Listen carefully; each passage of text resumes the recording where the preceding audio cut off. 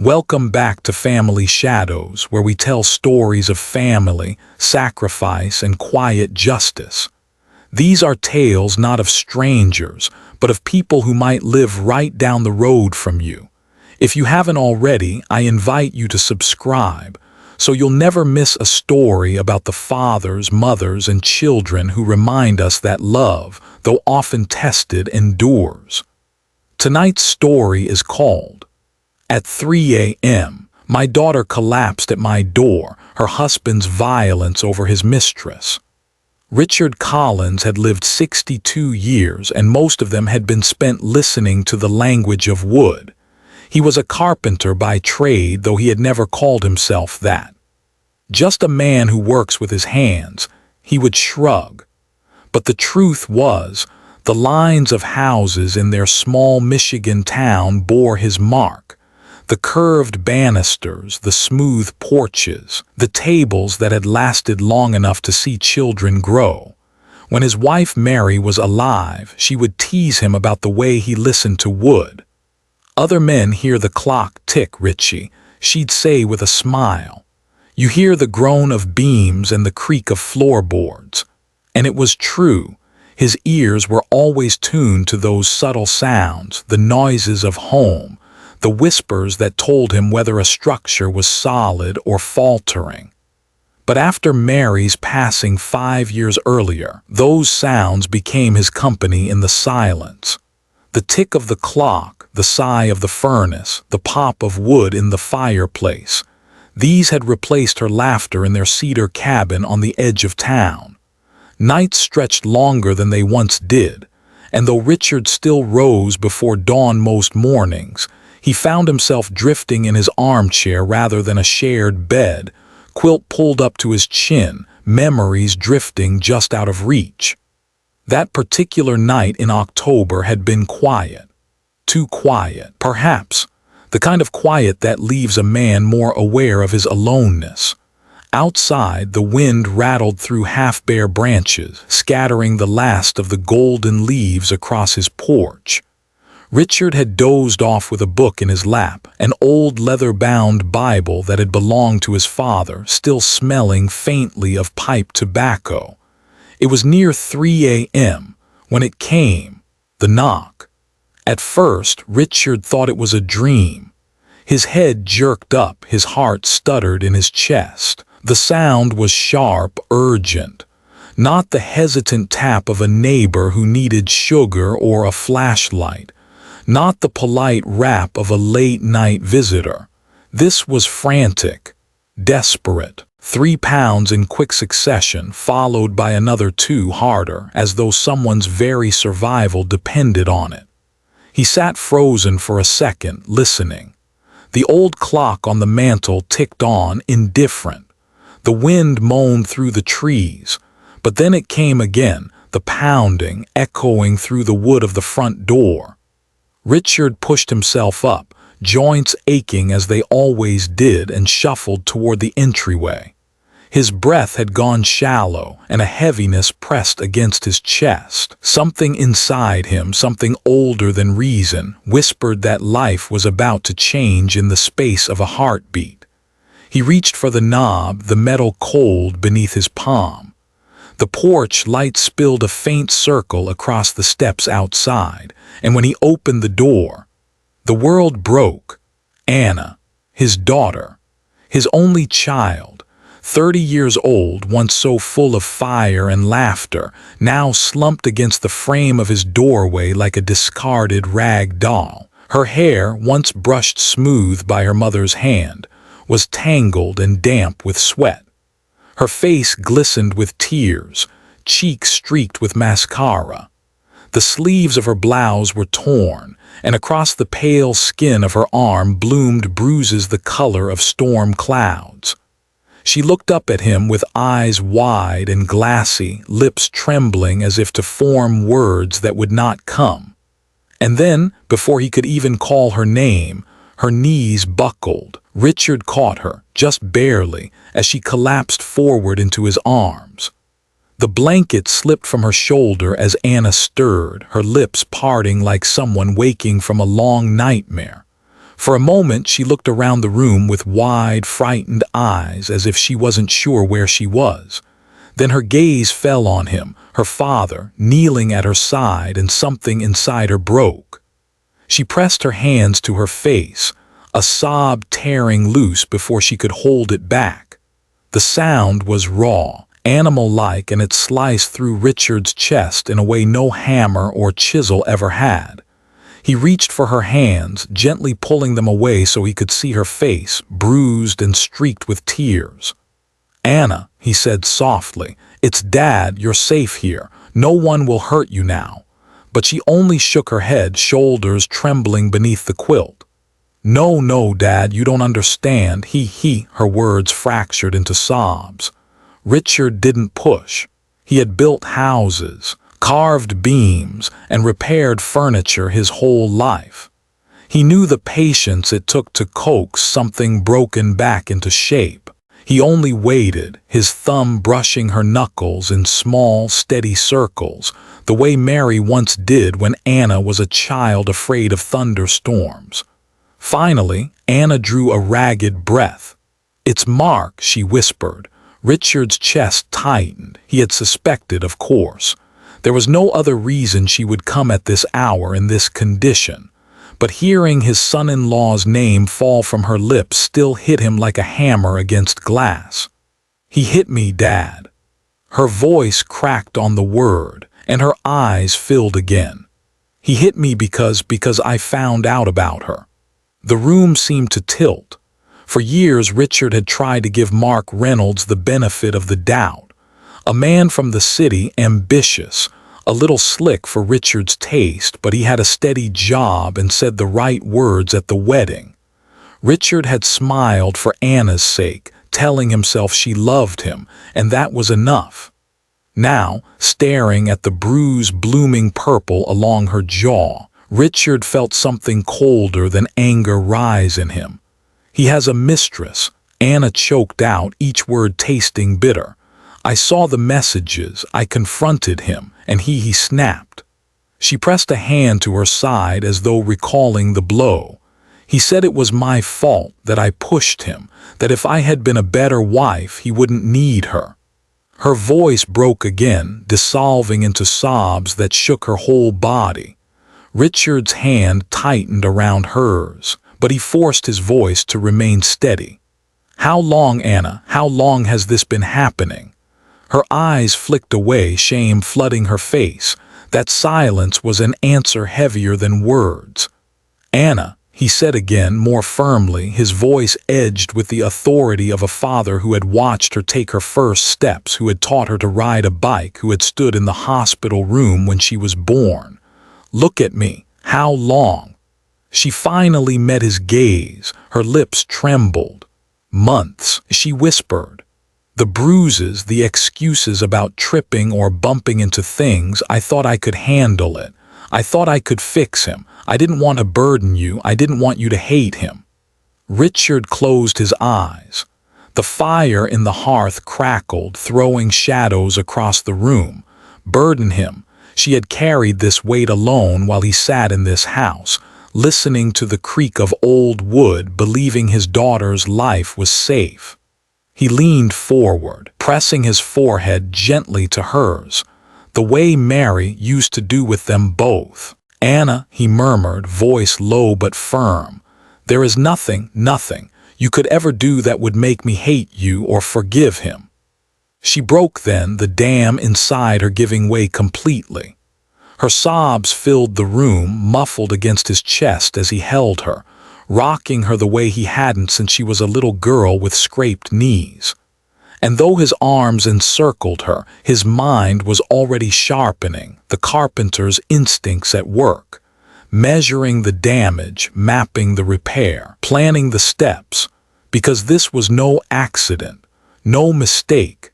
This was a man who had crossed a line, and Richard knew deep in his bones that once a line like that was crossed, it was never the same again. Morning came gray and brittle, the kind of Michigan dawn where the sun hides behind a curtain of clouds and the air tastes faintly of iron. Richard hadn't slept. He had spent the hours after Anna's confession in the old rocker by the fireplace, keeping vigil while she lay curled on the couch under layers of blankets. Every so often her body jerked in restless dreams, and he would rise, adjust the quilt, and whisper, "It's all right, sweetheart, you're safe now." The coffee pot hissed on the stove. Its smell filled the kitchen, bitter and grounding. Richard poured himself a mug but barely drank it. His thoughts circled like hawks, sharp and restless. He was sitting at the table, fingers laced tight, when the knock came. Not frantic this time, but steady. 3 measured raps that carried arrogance in their rhythm. Richard's jaw set. He didn't need to look through the window, he already knew. When he opened the door, Mark Reynolds stood there, framed by the pale morning light. He looked almost polished, hair combed, shirt crisp, cologne sharp enough to cut through the October chill. There was a smile on his lips, but it was thin, rehearsed, the kind a man puts on when he knows the world is watching. "Morning, sir," Mark said smoothly, as though he were dropping by for coffee after church. "I heard Anna might have come here." Richard said nothing. His silence was heavier than words. Mark shifted, glancing past Richard into the house. "She left last night in quite a state. She can be sensitive, you know, misunderstand things." He let out a small laugh, the sound brittle as glass. "I just wanted to clear the air. No reason to make a mountain out of a molehill." Richard's hand tightened on the door frame until the wood pressed into his palm. Behind him, he heard a faint rustle, Anna stirring on the couch. He stepped subtly to block the view. "Misunderstand things." Richard's voice was quiet, but there was steel underneath. Mark raised his palms in a gesture of innocence. "Look, couples fight. It happens. She saw some messages on my phone and, well, she overreacted. Started making accusations and—" His eyes flickered just for a second, betraying the story he was trying to spin. Richard leaned forward slightly, his face only inches from Mark's. "You put your hands on my daughter." The younger man's smile faltered. "It wasn't like that. Don't lie to me." The words landed like nails driven straight into oak. For a moment, silence stretched between them. The only sound was the wind brushing against the trees. Mark's mask slipped. Irritation crept into his tone.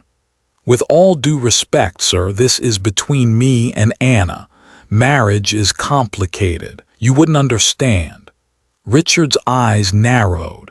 He had built homes stronger than storms, repaired beams that others thought beyond saving, but he had never felt rage settle so cleanly into his bones. He kept his voice low, deliberate. "When a man vows to love and protect a woman and instead raises his hand against her, that is no marriage. That's cowardice." Mark stiffened, his jaw tightening. For a second, it seemed he might snap back, let the arrogance boil over. But then he smoothed his features, pasted on another thin smile. "I'll give her some time to cool down. She'll come home when she's ready." He stepped back from the door, straightening his jacket. "I just wanted you to hear it from me. No hard feelings." Richard didn't answer. He simply closed the door, slow and steady, until Mark's face disappeared behind the frame. The latch clicked, final and firm. He turned then and saw Anna sitting up on the couch, her blanket clutched to her chest, her face pale but determined. She had heard enough. "Dad," she whispered, her voice trembling but clear, "I can't go back to him." Richard crossed the room in 3 strides, kneeling before her. He took her hand, pressing it between his calloused palms. "You won't," he said. "Not while I still draw breath." And for the first time since the night began, Anna let out a shaky exhale that sounded almost like relief. The house was quiet again after Mark's footsteps faded down the gravel drive. Too quiet. The kind of silence that presses against the chest, that leaves a man alone with the ghosts he carries. Richard moved through the living room slowly. as though the walls themselves had absorbed the words that had just been spoken at the doorway. He paused at the fireplace, where the mantel held a small row of photographs. Dust had gathered on the frames, but he could still see the stories inside them. There was Mary in her wedding dress, her smile wide and unshaken, her eyes bright with the kind of love that never fades. Next to it, a picture of Anna at 6 years old, missing her front teeth, hair tied in ribbons, laughing so hard her shoulders shook. Then another, Anna on her high school graduation day, Mary's arm looped proudly through hers, Richard just behind them both, his hand resting lightly on his daughter's shoulder as if to say, "I'll always be here even when you step forward." He lifted the wedding photograph, tracing the glass with his thumb. Mary's face, frozen in time, gazed back at him. The years had not dulled the warmth in her eyes. He remembered how she used to stand in this very room, folding laundry or stirring soup, and say things that only now seemed like warnings planted for the future. "Richie," she had told him once, her voice soft as the whisper of wind through summer grass, "a daughter is a father's soft rib. You can live with broken bones, but you can't breathe with a broken rib. Promise me if I'm not here you'll never let Anna break." At the time he had laughed it off, kissed her forehead, and told her she worried too much.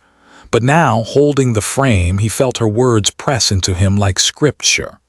He set the photo down carefully and walked into Anna's old room. The door creaked on its hinges, unused for years.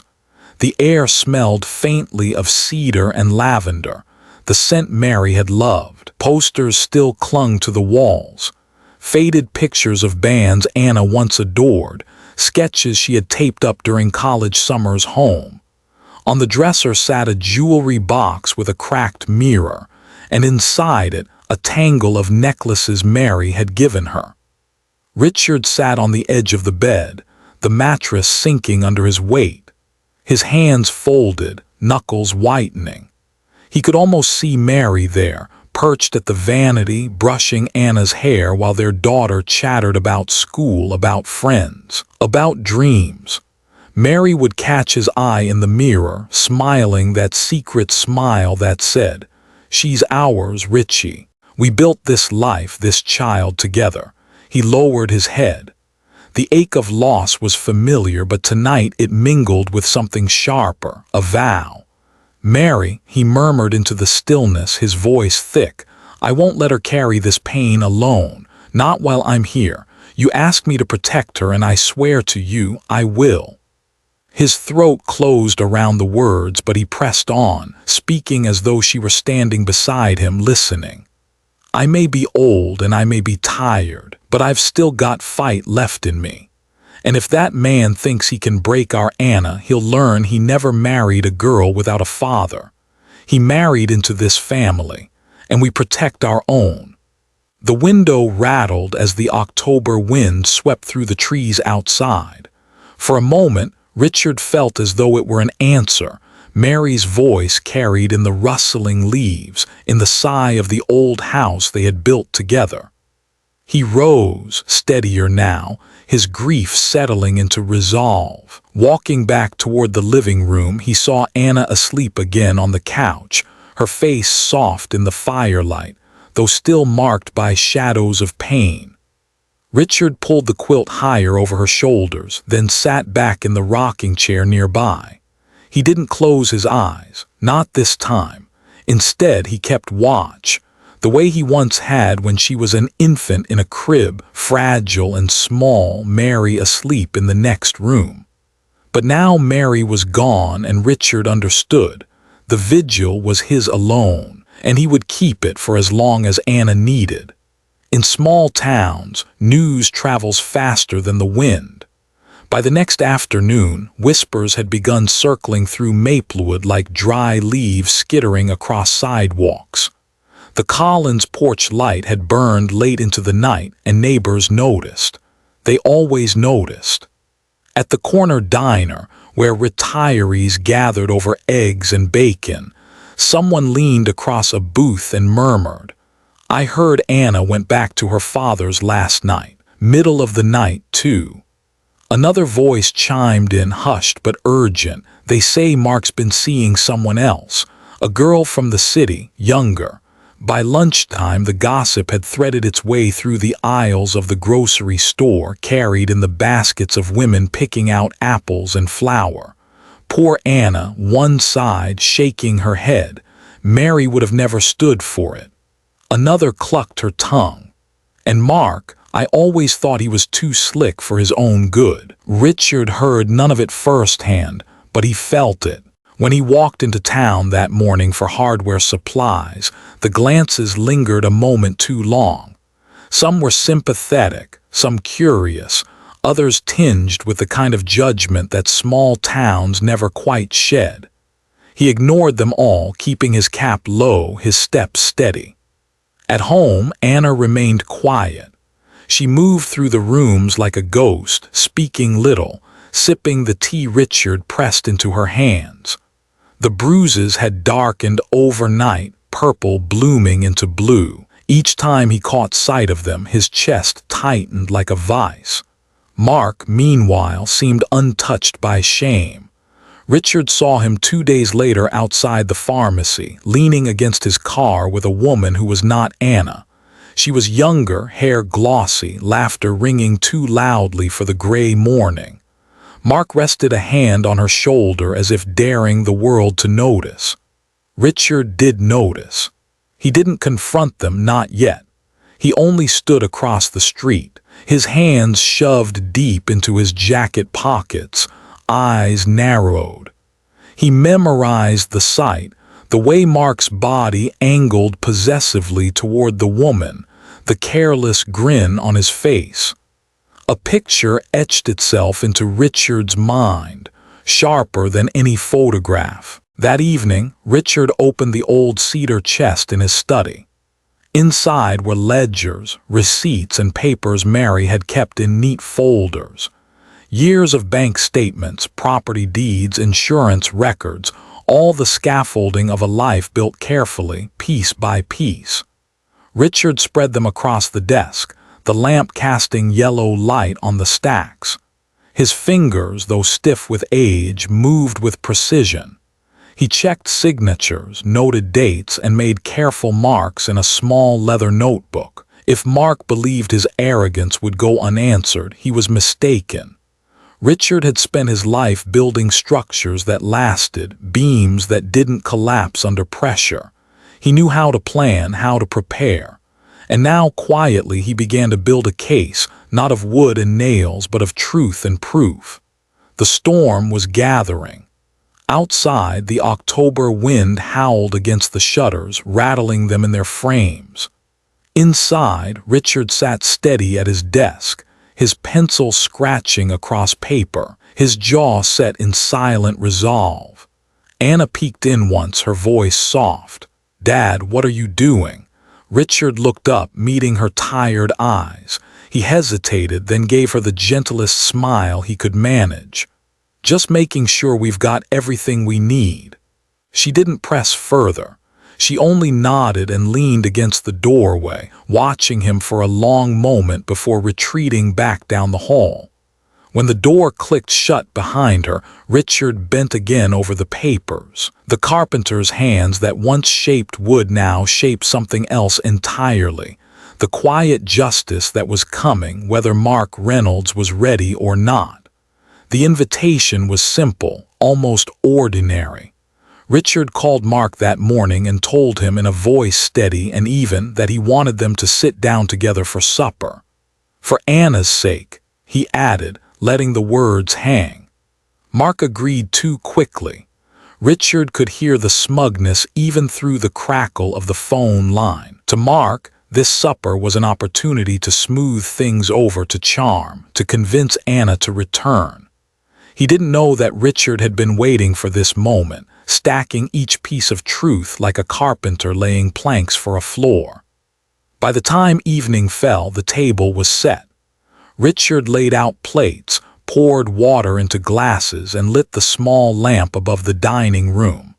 It wasn't fancy, meatloaf, mashed potatoes, green beans, but it was the kind of meal Mary once made, grounding the room in something steady, something safe. Anna sat quietly at one end, her face pale but resolute. She had braided her hair back, though the bruises along her jaw could not be hidden. Richard caught her eye as he placed a fork by her plate, offering a small nod of reassurance. Then came the sound of tires on gravel, and Mark entered, his cologne arriving before he did. He wore a pressed shirt, jacket draped casually over his shoulders, and that same thin smile that had greeted Richard days earlier. "Smells good," Mark said, sliding into the chair across from Anna as though nothing were amiss. "Been a long week. Nice to sit down together." Richard didn't answer. He only set down the serving spoon and took his seat at the head of the table. For a few moments, the clink of silverware filled the silence. Mark carried on small talk about work, about a client in the city, his tone smooth, calculated. Anna barely touched her plate. Then Richard pushed back his chair and rose. Without a word, he crossed to the sideboard and returned with a worn leather folder. He placed it gently in the center of the table, the way a preacher might set down a Bible before a sermon. Mark's smile faltered. "What's this?" Richard's hands rested on the folder, steady as stone. "This," he said quietly, "is the truth." He flipped it open. Inside lay photographs, grainy but clear enough. Mark on the sidewalk outside the pharmacy, his arm around a younger woman. Mark's car parked outside a motel on the edge of town. Receipts tucked alongside. Dinners paid in cash, hotel bills, charges that didn't match his story. Anna's breath caught. She pressed a hand to her mouth, eyes wide, as the proof she had dreaded seeing laid bare before her. Mark's face drained of color. This isn't what it looks like." Richard cut him off, his voice sharp as a saw biting into wood. "Don't insult her. And don't insult me. I've spent my life building things strong enough to stand. Lies collapse under their own weight, Mark, and you've built your marriage on lies." Mark shifted in his seat, anger rising in his cheeks. "You have no right. No right." Richard leaned forward, his eyes hard, unblinking. "The house you live in, whose name is on the deed, the business you brag about, who guaranteed the loan when the bank wouldn't look twice at you, the trust fund you dip into, who set it up with his own savings, for Anna's future." He let the questions hang in the air like hammers poised above nails. Mark's mouth opened, then closed. His confidence drained with each word, leaving him smaller, weaker. Richard's voice lowered, steady and final. "You forgot, Mark. The house, the business, even the trust, it's all under my name. You've been standing on my foundation, and I'm pulling it out from under you." The room went silent, save for the ticking of the old wall clock. Anna's eyes filled, not with fear this time, but with something like relief. Mark sat frozen, his fork untouched, his facade shattered. He looked down at the folder, at the evidence, at the life unraveling before him. Richard leaned back, his voice calm but unyielding. "You will not raise your hand to my daughter again. You will not lie your way through this family. If you try, you'll find you have nothing left, no house, no business, no money. I'll see to it." And for the first time, Mark Reynolds had no words. The silence stretched long after Richard's words settled over the table. The fire in the hearth crackled, shadows bending across the walls. Anna's hand trembled as she set down her fork, the faint clink echoing like a bell at the end of service. Mark shifted in his seat, eyes darting between them. His arrogance had drained away, leaving a man suddenly aware of the ground slipping beneath his feet. He opened his mouth once, twice, as if searching for a defense that wouldn't come. Richard broke the stillness. He closed the leather folder with a soft but final snap. It's over, Mark. Whatever you thought you could hide, whatever power you believed you held, it ends here. Mark swallowed hard. You can't just... Richard leaned forward, his voice steady, each word deliberate.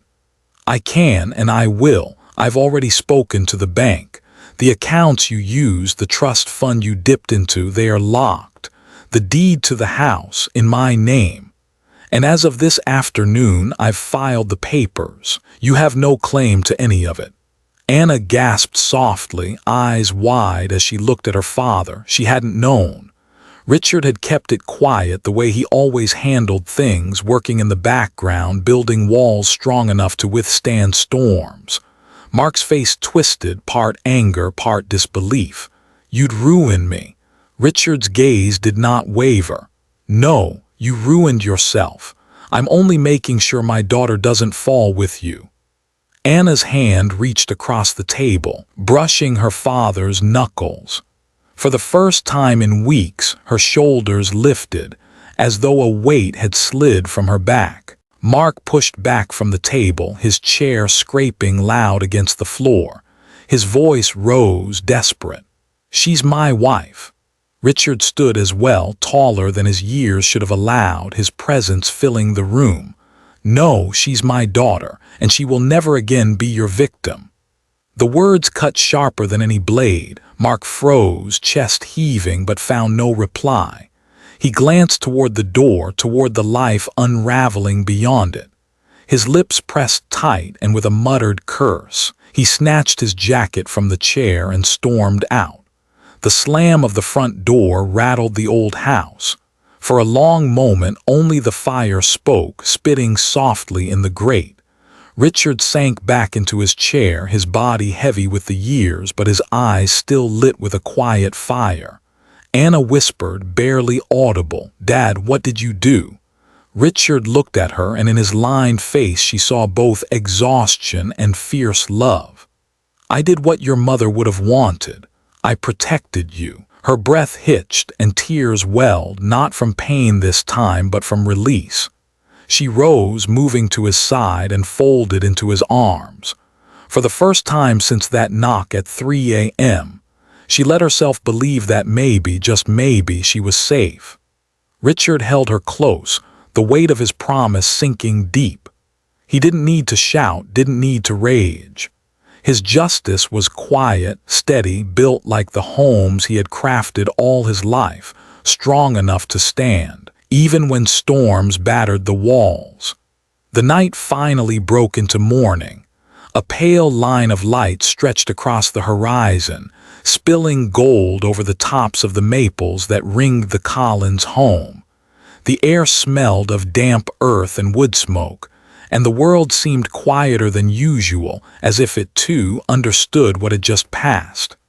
Richard sat on the porch, the old rocker creaking gently beneath him. His flannel shirt was buttoned against the chill, and his coffee steamed in the mug he cradled with both hands. Beside him, Anna leaned against the railing, wrapped in the quilt he had pulled over her through the long hours of the night. Her eyes were tired, but they carried a softness now, no longer hollowed out by fear. For a while they said nothing, letting the morning speak.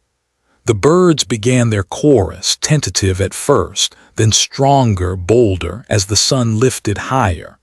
Somewhere down the road, a dog barked, and a truck rumbled toward town. Life went on.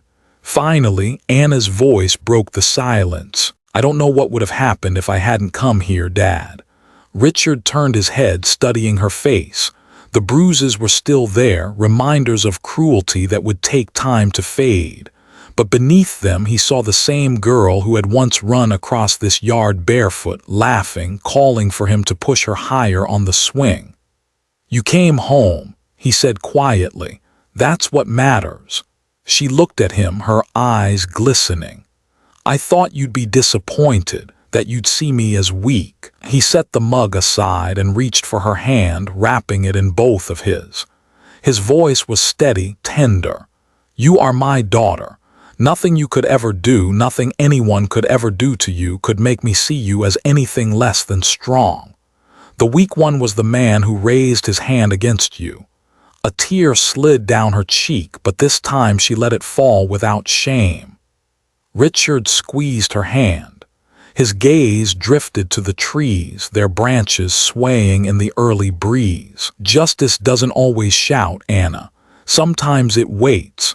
Sometimes it builds quietly like a house on a firm foundation. And when the storm comes, it stands. That's what I did. I stood for you. Her breath caught and she leaned her head against his shoulder. For the first time in what felt like forever, she allowed herself to rest. The porch rocked beneath them, steady as the day began. Father and daughter sat together in the light of a new morning, not healed, not yet, but safe. And safe was enough to begin again. Richard closed his eyes, the warmth of the sun brushing his face.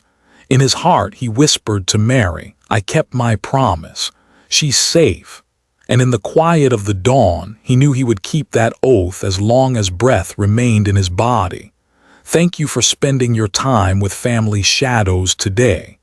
Stories like this remind us that even in the darkest nights, family can be the light that carries us through. If this story touched your heart, please consider subscribing so you'll never miss the next one. From our family to yours, we wish you health, peace, and happiness in your home.